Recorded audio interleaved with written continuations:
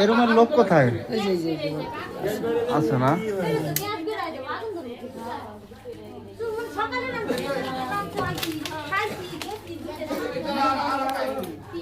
গ্যাসের সিলিন্ডার থেকে আর কি। ও আচ্ছা, হ্যাঁ ভাই, একদম পড়ে গেছে খাট।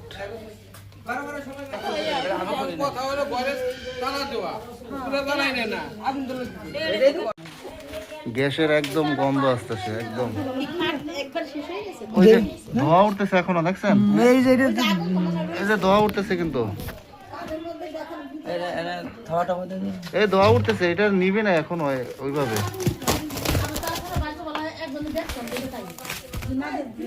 থাক, আমি নিবে যাবো, সমস্যা নেই। হিট আছে, আর একটু পানি দিয়ে দিই।